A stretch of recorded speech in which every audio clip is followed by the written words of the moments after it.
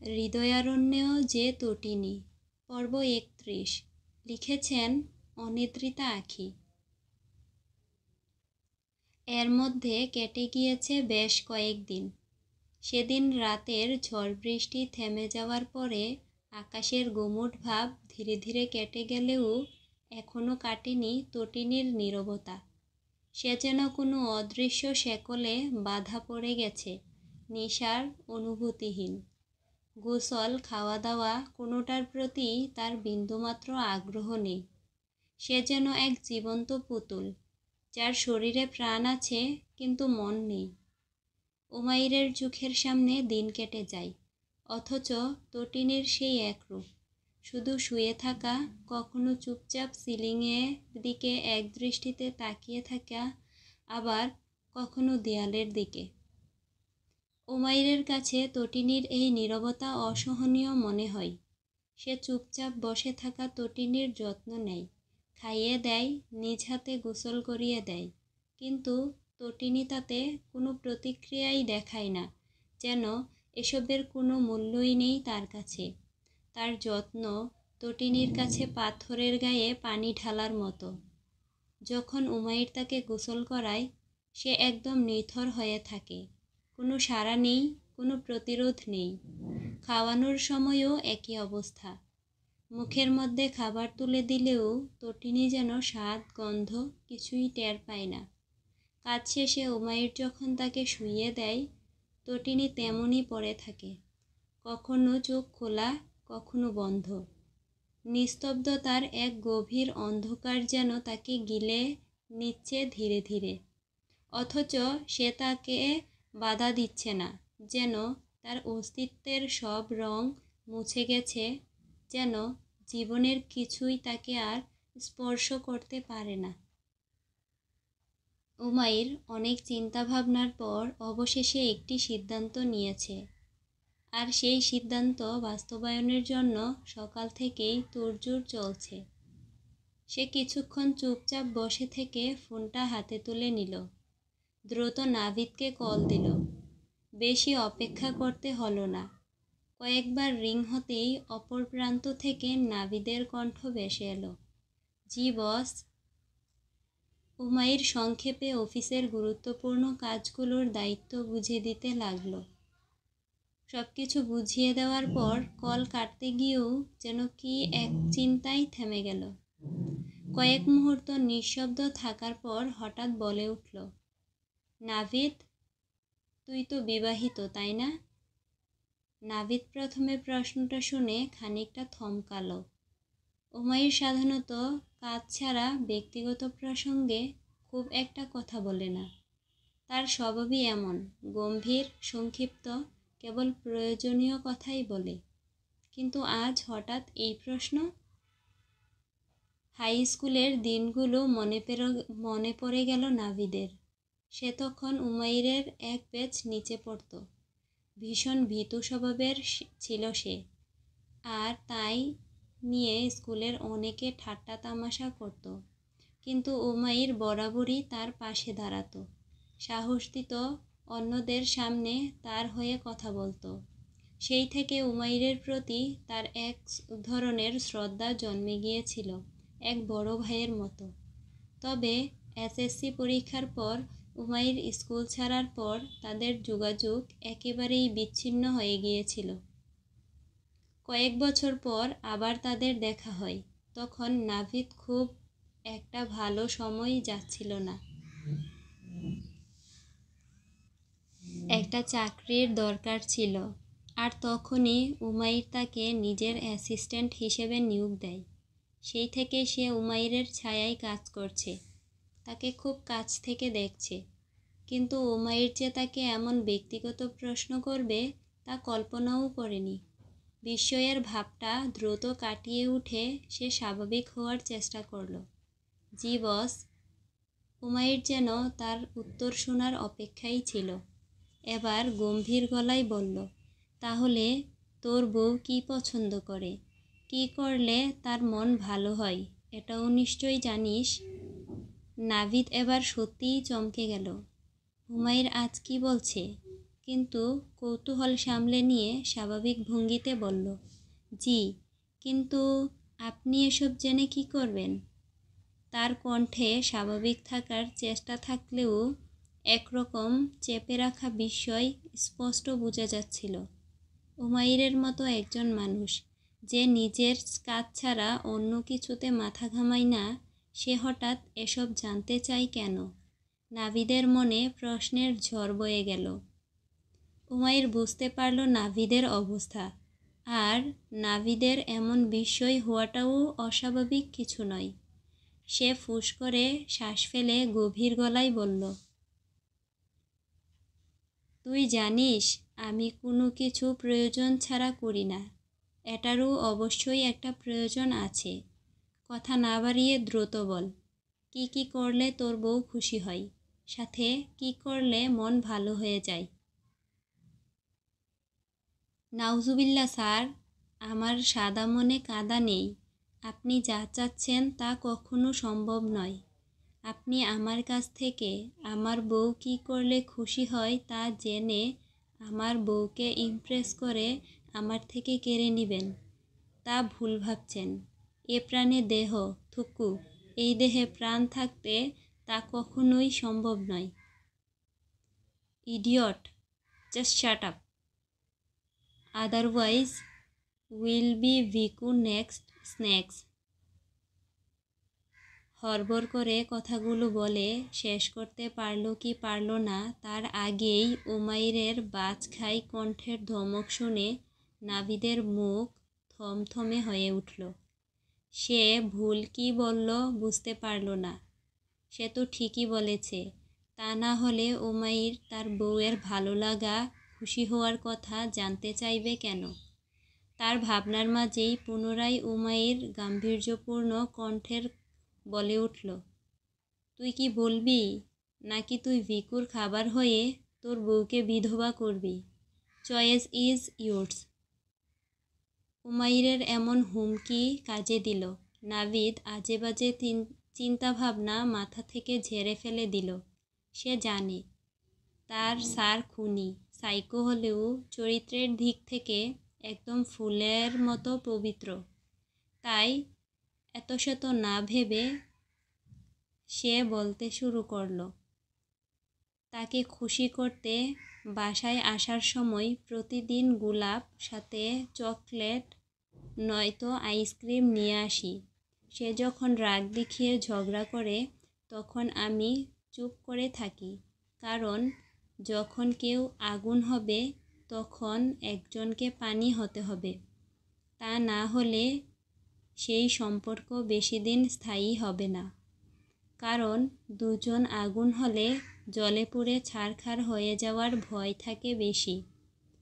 তার যখন মন খারাপ থাকে তখন তাকে ঘুরতে নিয়ে যাই, শপিং করাই। এতেও যদি মন খারাপ থাকে তখন আদর করে দিলেই সেইটুকু দূর হয়ে যায়। তার শেষ কথাটা সম্পূর্ণ হতে দিল না উমাইর। তার আগেই খট করে কল কেটে দিল। এতে নাভিদ ভেবাচেকা খেয়ে গেলেও কিছু ভাবার সময় পেল না। তার আগেই তার একমাত্র স্ত্রীর কণ্ঠস্বর ভেসে আসলো রুমের বাইরে থেকে। সে উত্তর দিতেই যাবে তার আগেই রুমে নাভিদের স্ত্রী নদী প্রবেশ করল। নদী শাড়ির আঁচল কোমরে গুজে, হাতে খুন্তি, নাভিদের দিকে তাক করে রাগান্বিত গলায় বলল, তোমাকে আমি কখন থেকে ডাকছি, কানে কথা যায় না? কোন মেয়ের সাথে এতক্ষণ ফোনে ফুসুর ফুসুর করছিলে? হ্যাঁ, আজকের জন্য তোমার বাসায় খাওয়া বন্ধ। এক নাগারে কথাগুলো বলে থামল নদী। বউয়ের এমন রণচণ্ডী রূপ দেখে শুকনো ঢুক গিলল নাভিদ। বউ যে তার খেপেছে তা ভালোই বুঝতে পারল। সে নদীর দিকে এক ঝলক তাকালো। নদীর ফর্সা ছোট গুলগাল মুখটা রাগে আর আগুনের তাপে লালচে বর্ণ ধারণ করেছে। সে বউয়ের রাগ ভাঙানোর উপায় ভালোই জানে। তাই আর এক সেকেন্ডও দেরি না করে একটানে নদীকে নিজের কাছে এনে কোমরে জড়িয়ে ধরল। অতঃপর তার চোখে ফু দিয়ে নদী তার থেকে লম্বায় বেশ ছোট হওয়ায় নাভিদ ঝুঁকে তার কানের কাছে মুখ নিয়ে মাদকতা মেশানো এক নেশালু কণ্ঠে বলল, আমার নদীর ভালোবাসার নদীতেই সাঁতার কেটে কুল পাই না, অন্য মেয়ের দিকে তাকানোর সময় কোথায়? তার এমন কথায় নদী ভ্রু কুঞ্চিত করে বলল, তোমার নাটক শেষ হয়েছে, এবার আমাকে ছাড়ো। এসব ছলচাতুরি আমার সাথে খাটবে না। মেয়েটা কে ছিল? আগে তাই বলো।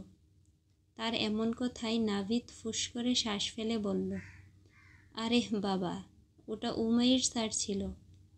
তোমাদের মেয়ে মানুষের মনে এত পেঁচ কেন বুঝি না। তো কত মেয়েকে চিনো তুমি, যে সব মেয়ের মনে যে পেঁচ থাকে তা জেনে গিয়েছ? অতঃপর সন্দিগ্ধ দৃষ্টিতে তাকালো নাভিদের দিকে। ভ্রুজোড়া আরও গভীরভাবে কুঞ্চিত করে বলল, এই সত্যি করে বলো তো, কয়টা মেয়ের সাথে সম্পর্ক তোমার? এখনো কয়টার সাথে সম্পর্ক আছে? হায় আল্লাহ, কি সর্বনাশ হয়ে গেল গো আমার। বলেই নদী হাই হুতাশ করে নেকা কান্না শুরু করলো। এটা দেখে নাভিদের নিজের কপাল নিজেকেই ফাটাতে ইচ্ছে করছে। কি করতে যে ওই কথাটা বলতে গেল। অতঃপর সে এক মুহূর্ত দেরি না করে নদীকে থামানোর চেষ্টায় লেগে পড়ল। যখন দেখল কোনো কিছুতেই কিচ্ছু হচ্ছে না, তখন সে নদীকে আরও নিজের সাথে মিশিয়ে নিল। নদী কিছু বুঝে ওঠার আগেই নাভিদ তার ঠোঁটজোড়া তার বলিষ্ঠ ঠোঁট দিয়ে আঁকড়ে ধরল। তার এমন কাজে নদী হতভম্ব হয়ে পড়ল।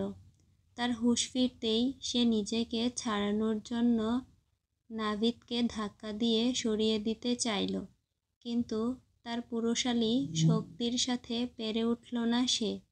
নাভিদ চুম্বন করা অবস্থায় বউকে আরও শক্ত করে চেপে ধরে পেছাতে পেছাতে নদীকে নিয়ে বেডের উপর শুয়ে পড়ল।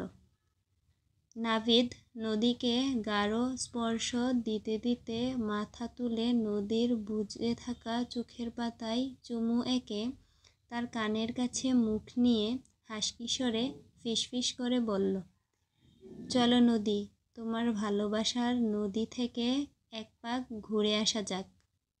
নদী জোরে শ্বাস নিতে নিতে নিজেকে ছাড়ানোর চেষ্টা করতে করতে বলল, অসভ্য পুরুষ, ছাড়ুন আমাকে। আজ কি অফিসে খেয়ে যাওয়ার ইচ্ছে নেই?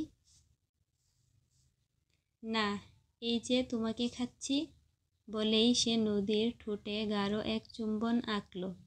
তারপর বলল, আজ তোমাকে খেয়েই অফিসে যাব। তোমাকে খেলে হয়তো পেট ভরবে না, তবে মন ভরে যাবে। এতেই সারাদিন আমার বিন্দাসভাবে কেটে যাবে। বলেই সে নদীর নরম গোলাপের পাপড়ির ন্যায় ঠোঁটজোড়ায় তার বলিষ্ঠ ঠোঁট মিলিয়ে দিল। নদী প্রথমে ছোটাছুটি করলেও পরে স্বামীকে প্রশ্রয় দিয়ে তার চুলগুলো শক্ত করে চেপে ধরল। এতে নাভিদ এক লাফে তার কাছ থেকে সরে এসে উঠে দাঁড়ালো। এতে নদী ভেবাচেকা খেয়ে নাভিদের দিকে ড্যাব ড্যাব দৃষ্টিতে তাকিয়ে রইল। তার শ্বাস অস্বাভাবিকভাবে ওঠানামা করছে। সে উঠে বসে তার এলোমেলো শাড়িটা ঠিক করে কিছু বলতেই যাবে, তার আগেই নাভিদ থমথমে মুখে বলল, বেয়াদব মহিলা, কতবার বলেছি আমার চুল টেনে ধরবে না, তাও ধরো। এভাবে চলতে থাকলে দুদিন পর আমি কোনো মুখে উমাইর স্যারের সামনে দাঁড়াবো। তার পাশে দাঁড়ালে আমাকে ভালো লাগবে না। এত সুন্দর স্যারের পাশে দাঁড়ালে তখন আমাকে টাকলু জোকার লাগবে। একদমে কথাগুলো বলে থেমে গেল নাভিদ। তারপর নদীর দিকে আঙুল তুলে শাসিয়ে বলল, আজকেই শেষবারের মতো ওয়ার্নিং দিচ্ছি। এরপর থেকে এমন কাজ করলে তোমাকে আমি দেখে নেব। নদী নির্বিকার ভঙ্গিতে তাকিয়ে রইল। ঠোঁটের কোণে অদ্ভুত এক হাসি খেলে গেল। এরপর খুব স্বাভাবিক কণ্ঠে বলল, সে তো প্রতিদিন রাতেই দেখো। নদীর কথাই যেন বিনা মেঘে ঠাডা পড়ল নাভিদের মাথায়। বিস্ময়ে তার চোখ বিস্ফোরিত, চোয়াল ঝুলে এলো। কি বলল এই মেয়ে? তার বউ তো দেখি তাকে ছাড়িয়ে যাচ্ছে। কি সুন্দর নির্বিকারভাবে এত সুন্দর নির্লজ্জ কথাটা বলল, ভাবা যায়? না, এখানে আর থাকা যাবে না। দাঁত কিরমির করে নাভিদ হাত দুটো উঁচু করে মুষ্টি করে অতঃপর রুম থেকে বের হয়ে গেল। ওদিকে নদী, সে একমনে নাভিদের প্রতিক্রিয়া উপভোগ করছিল। নাভিদের চলে যাওয়ার মুহূর্তে সে দেখে থাকতে পারল না, ফিক করে হেসে উঠল। সেই হাসিতে ছিল নির্মম আনন্দ, নিষ্পাপ দুষ্টুমি আর একরাশ স্বতঃস্ফূর্ত উচ্ছ্বাস। তারপর একটু আয়েশি ভঙ্গিতে সে রুম থেকে বেরিয়ে গেল। উমাইর ফোনটা নামিয়ে রেখে কিছুক্ষণ চুপচাপ বসে রইল। সোফার নরম বুননে আঙুল চালিয়ে ধীর নিঃশ্বাস ফেলল একবার। নাভিদের কথাগুলো বেশিরভাগই যুক্তিযুক্ত লেগেছে তার কাছে, তবে শেষের কথাটা বড্ড বেখাপ্পা ঠেকল। যেখানে তটিনী তাকে সহ্যই করতে পারে না, সেখানে সে যদি আদর করে, তটিনীর নরম মন হয়ে যাবে একটা একেবারেই অবাস্তব শোনাই। কিন্তু নাভিদ তো আর জানে না উমাইর কেন এসব জানতে চাইছে। চাইলেই সে সরাসরি জিজ্ঞেস করতে পারত, মেয়েদের মন ভালো করতে হলে কি করতে হয়, কিভাবে রাগ ভাঙাতে হয়। কিন্তু তাতে তো নাভিদ বুঝে ফেলবে উমাইর এসব জানতে চাই তটিনীর জন্য, আর ওটা সে একদমই চাইছিল না। তাতে তার ইগুতে লাগতো। তাই সে অন্যভাবে ঘুরিয়ে জানতে চাইল নাভিদের বউয়ের ব্যাপারে, কি করলে তার মন ভালো হয়, কিসে সে খুশি হয়। উমাইর তটিনীকে ব্যালকনিতে বসিয়ে রেখে এসেছে, তাকে ফ্রেশ করিয়ে খাইয়ে দিয়ে। সে উঠে দাঁড়িয়ে তটিনীর কাছে যাওয়ার উদ্দেশ্যে পা বাড়ালো। উমাইর ব্যালকনিতে এসে দেখতে পেল তটিনী চুপচাপ সোফায় গা এলিয়ে চোখ বন্ধ করে আধশোয়া হয়ে আছে, আর কোকো তার সাথে কথা বলছে। উমাইরকে দেখতে পেয়েই যেন কোকো তটিনীকে নিয়ে তার রাজ্যের নালিশ দিতে শুরু করল। তনিবর, তনি কথা কয় না, তনি কথা কয় না, পাশা পাশান তনি, তনি পাশা পাশান। তোর তটিনী পাষাণ না, পাথর হয়ে গিয়েছে। তুই একটু ঠোকর মেরে দেখ তাকে গলাতে পারিস নাকি, বলে সে খাঁচার খিল খুলে দিল। কোকো খাঁচার মধ্য থেকে বের হয়ে কিছুক্ষণ উড়াউড়ি করে তটিনীর কাঁধের উপর বসল। তবে এতেও তটিনীর মধ্যে কোনো ভাবান্তর নেই। এটা দেখে উমাইর গভীর এক শ্বাস ফেলল। তবে কোকোর দিকে চোখ পড়তেই তার ভ্রুজোড়া কুঁচকে এলো, সেই সাথে তার দৃষ্টি তীক্ষ্ণ হলো। সে তো এমনিই মুখের কথা বলেছিল, কিন্তু এই কোকো দেখছি সত্যি সত্যি তার বউকে কামড় বসায়। সে এক থাবায় কোকোকে ধরে খাঁচায় বন্দি করে বলল, আজ তুই সারাদিন এভাবে বন্দি থাকবি। আমার হানিবাগকে ঠোকর দেওয়ার জন্য এটাই তোর শাস্তি। এতে কোকো ডানা ঝাপটিয়ে চিৎকার করতে থাকলো আর বলল, পাশা তনি বর। আসলে কোকো তখন তটিনীকে ঠোকর না, তার কাঁধে ঠোঁট ঘেঁষে আদর করছিল। কোকো আরও কিছু বলল, তার কণ্ঠে বিরক্তি ও তাগিদ, কিন্তু উমাইর তাতে কর্ণপাত করল না। সে নিঃশব্দে এগিয়ে এসে সোফায় তটিনীর পাশে গা ঘেঁষে বসল। কোকোর চিৎকার চেঁচামেচিতে তটিনীর চোখ খুললেও সে যেন এক অদৃশ্য বুঁদের ঘুরে আবদ্ধ, চুপচাপ, নিশ্চল। উমাইর এক মুহূর্ত তাকিয়ে রইল তটিনীর নির্বিকার মুখের দিকে, তারপর তাকে নিজের কোলের উপর বসিয়ে দিল।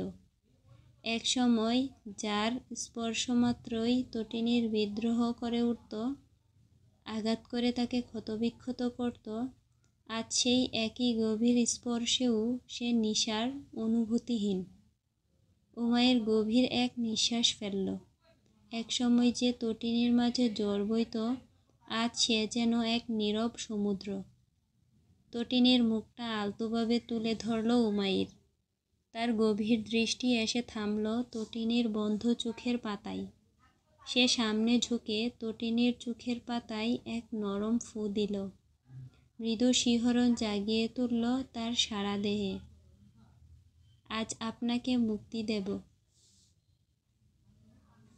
উমাইরের কণ্ঠস্বরে এক অদ্ভুত গাম্ভীর্য, অথচ যেন লুকানো ছলনাও। চমকে উঠল তটিনী। মুহূর্তেই চোখ মেলে তার দিকে তাকালো।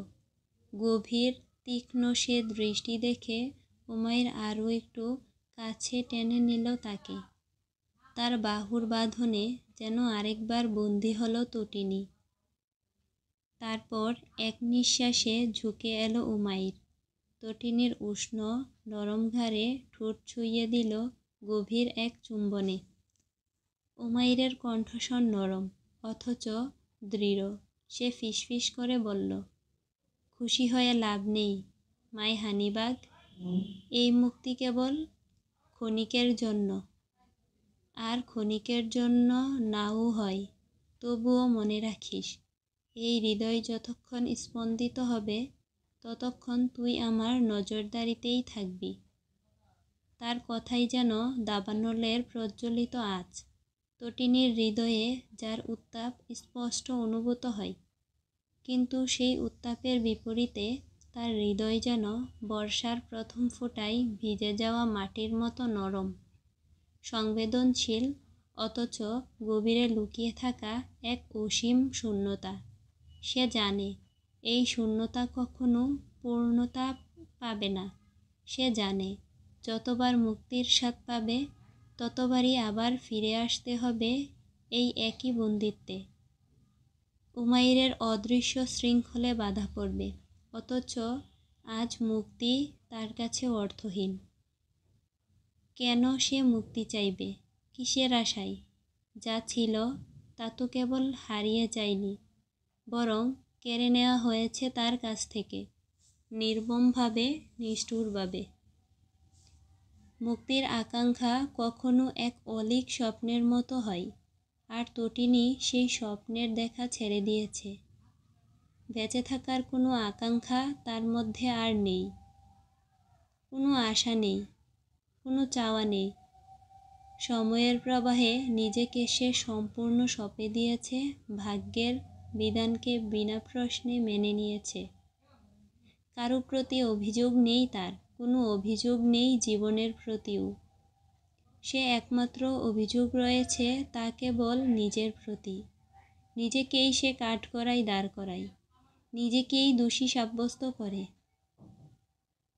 অথচ তবুও কোথাও একটা সুপ্ত অনুভূতি রয়ে যায়, এক অজানা আকাঙ্ক্ষা, এক নামহীন অনুভূতি, যা হয়তো তাকে আবারও টেনে আনবে জীবনের দিকে, হয়তো আবারও জাগিয়ে তুলবে নিভু নিভু হয়ে আসা সেই আগুনকে। রাতের অন্ধকার ধীরে ধীরে গাঢ় হচ্ছে। বসন্তের মৃদু বাতাসে কচি ফুলের গন্ধ ভাসছে, তবে সেই মিষ্টি সৌরভের মাঝেও কেমন যেন এক চাপা শীতলতা লুকিয়ে আছে। উমাইরের রোলস রয়েল গাড়িটি কবরস্থানের সামনে এসে থামল। ইঞ্জিনের ভারী গর্জন রাতের নীরবতাকে খানিকটা বিদীর্ণ করল। তারপর সব শান্ত হয়ে গেল। সামনের দিকে বিস্তৃত কবরস্থানটা আধো আলো আধারিতে রহস্যময় দেখাচ্ছে। দূরের একটা বাতি জ্বলছে, তার হলদে আলো মাটির উপর ঝিমিয়ে পড়েছে।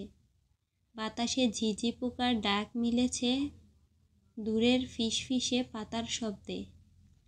তটিনী হতবাক দৃষ্টিতে সামনের দিকে তাকিয়ে রইল।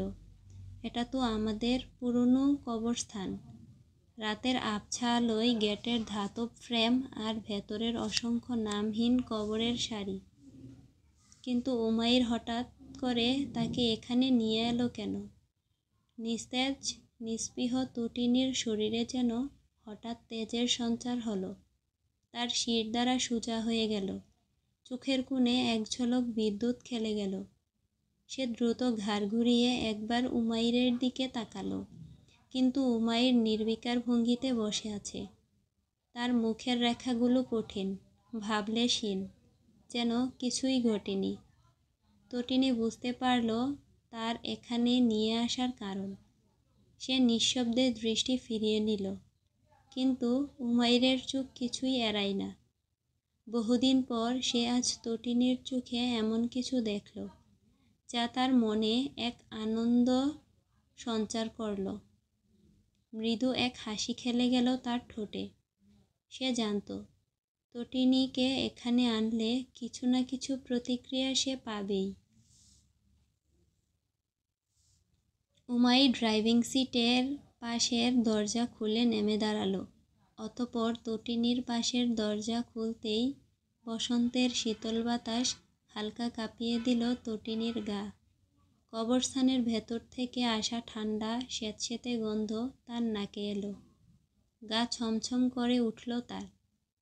উমাইর গাড়ির দরজার পাশে নিশ্চুপভাবে দাঁড়িয়ে আছে, গভীর চোখে সামনের দিকে তাকিয়ে। গাড়ির আলোয় তার দীর্ঘ ছায়াটা কবরস্থানের ফটকের উপর পড়েছে। দেখলে মনে হবে যেখানে আরও একজন দাঁড়িয়ে আছে, নীরব, অদৃশ্য কোনো উপস্থিতির মতো। তটিনী ধীরে ধীরে গাড়ি থেকে নামল। মাটি নরম হয়ে আছে, যেন সাম্প্রতিক বৃষ্টিতে ভিজে আছে এখনো। গাছের পাতাগুলো মাঝে মাঝে নড়ে উঠছে, যেন কোনো অদৃশ্য হাত হালকা করে ছুঁয়ে যাচ্ছে তাদের। উমাইর প্যান্টের পকেট থেকে সিগারেট বের করল, কিন্তু ধরালো না, শুধু আঙ্গুলের ফাঁকে রেখে একটু নাড়াচাড়া করল।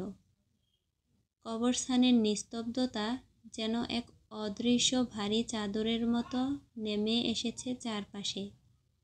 দূরের কোনো অচেনা পাখি হঠাৎ ডেকে উঠল, তার দীর্ঘশ্বাসের মতো শব্দ বাতাসে মিশে গেল। তটিনী একটু কেঁপে উঠল। সে ধীরে ধীরে সামনে এগুলো। কবরস্থানের গেটটা যেন নিচ থেকেই করাত করে খুলে গেল, আর ভেতর থেকে বেরিয়ে এলো এক অতল অন্ধকার। উমাইর তার হাতের সিগারেটটা ফেলে দিয়ে তটিনীর কাছে যায়, তার হাতটা শক্ত করে চেপে ধরে। তটিনী চমকে উঠে তার অবুঝ ভেজা চোখে উমাইরের দিকে তাকালো। চোখের গভীরে একরাশ শূন্যতা, একরাশ দুঃখ, যা ভাষায় প্রকাশ করার মতো নয়।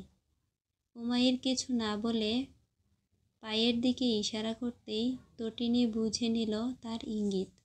ধীরে ধীরে সে তার পায়ের জুতা খুলে নিল। তারপর ওড়নাটাকে আরেকটু শক্ত করে শরীরের সাথে পেঁচিয়ে নিল। উমাইর এবার কিছু বলল না, শুধু নিজের পায়ের জুতাটা খুলে তটিনীর হাতটা শক্ত করে ধরেই কবরস্থানের দিকে এগিয়ে যেতে লাগল। এখানেই শুয়ে আছে তটিনীর মা আর ভাই, মাটির নিচে, নীরব, নিথর। উমাইর তাদের শেষ বিদায়ের সময় উপস্থিত ছিল, তাই কবরস্থানটা তার মনে গেঁথে আছে। কোনো দ্বিধা ছাড়াই সে সঠিক পথ ধরে এগিয়ে গেল।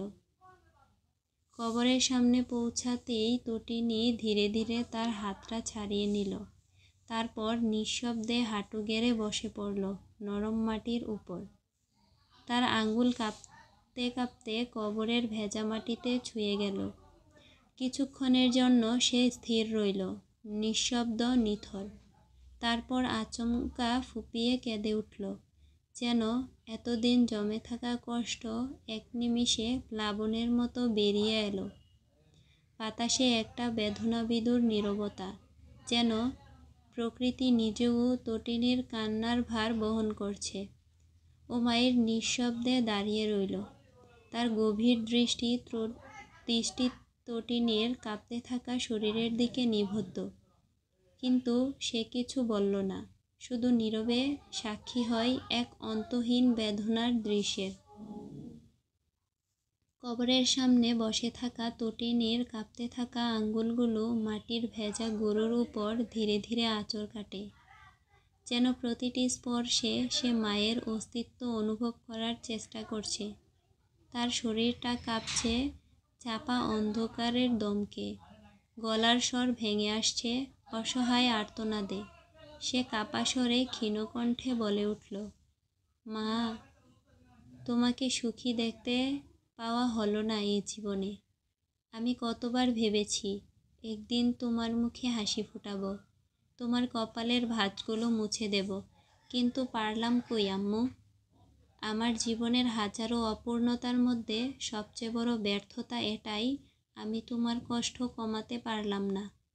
এক টুকরো সুখ তোমার মুখে দেখতে পারলাম না। তোমার ক্লান্ত চোখ, দুঃখের ভরা মুখ, ত্যাগে জড়ানো জীবন সব দেখেছি, কিন্তু কিছুই করতে পারিনি।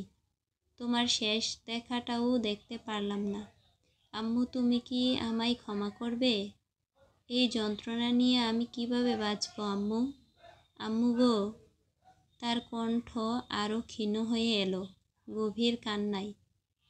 চোখের জল গাল বেয়ে পড়তে পড়তে মাটিতে মিশে যায়, যেন তার ব্যথা প্রকৃতির সাথে একাত্ম হয়ে গেছে। উমাইর দেখল তটিনীর কাঁধের প্রতিটি কাঁপুনি, তার নিঃশ্বাসের প্রতিটি টান কতটা বেদনায় মোড়া। তোমার কণ্ঠস্বর আমার কানে আর কখনো পৌঁছাবে না। তোমার ছোঁয়া, তোমার স্নেহমাখা হাতের উষ্ণতা সবই হারিয়ে গেছে এই মাটির নিচে। মা, তুমি চলে গেলে, আর আমাকে রেখে গেলে হাজার অনুতাপ আর হাজারো ব্যর্থতার মাঝে। তোমার চোখের শেষ অশ্রুবিন্দুটাও মুছে দিতে পারিনি আমি। আমি এই ব্যর্থতা, এই শূন্যতা কোথায় রাখবো আম্মু? আমি কোথায় যাব? কার কাছে যাব? এই পৃথিবীতে আমি তোমার ভালোবাসাহীন এক শূন্যতার মাঝে একা হয়ে গেলাম। আমি কাকে বলবো যে আমার হৃদয়ের একাংশ মাটির নিচে চাপা পড়ে গেছে? তটিনীর কণ্ঠ ফেটে আসে, কান্নায় দম বন্ধ হয়ে আসে তার। সে দুই হাতে মুখ চেপে ধরে, যেন নিজের ভেতর জ্বলতে থাকা যন্ত্রণার আগুনকে শ্বাসরুদ্ধ করে রাখার ব্যর্থ চেষ্টা করছে। বাতাসে শোকের ভারী স্তর, যেন প্রকৃতিও তার কান্নার ভার সইতে পারছে না। উমাইরের পক্ষে আর সহ্য হলো না। তটিনী প্রতিটি আর্তনাদ, প্রতিটি হাহাকার যেন তার বুকের ভেতর ধারালো ছুরির মতো বিঁধতে লাগলো। ওর ফিকে হয়ে আসা কণ্ঠের প্রতিধ্বনি, কাঁপতে থাকা শব্দগুলো এক অনির্বচনীয় যন্ত্রণা ছড়িয়ে দিচ্ছে চারপাশে। কবরস্থানের নিস্তব্ধতা ভেঙে তটিনীর কান্না ছড়িয়ে পড়ছে। তার দম বন্ধ হয়ে আসছে এই অসহ্য যন্ত্রণার দৃশ্যে। উমাইর জানে এখন কোনো সান্ত্বনা যথেষ্ট হবে না, কোনো কথাই তটিনীর যন্ত্রণা কমবে না। তাই আর কোনো দ্বিধা না করে এক ঝটকায় তাকে কাঁধে তুলে নিল।